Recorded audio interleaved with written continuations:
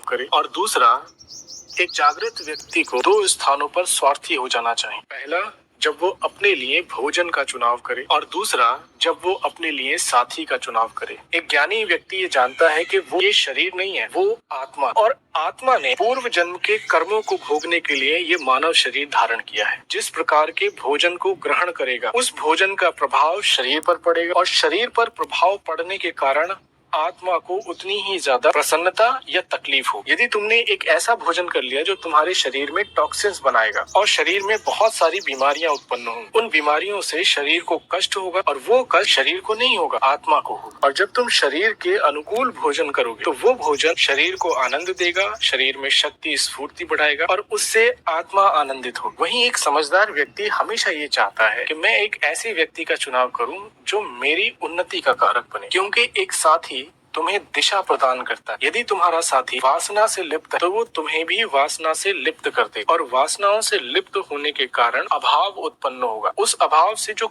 कष्ट तुम्हारे शरीर को होगा, तुम्हारे मन को होगा, वो कष्ट तुम्हारी आत्मा को भोगना पड़ेगा। वहीं तुम्हारा साथी तुम्हें आध्यात्म की ओर लेकर के जाता है, उससे तुम्हारा शरीर स्वस्थ होगा। आत्मा का शरीर को धारण करने का एक ही उद्देश्य है कि आध्यात्मिक मार्ग पर चलकर अपने पूर्व जन्म के कर्म बंधनों से मुक्त हो जाए। एक जागृत व्यक्ति को दो स्थानों पर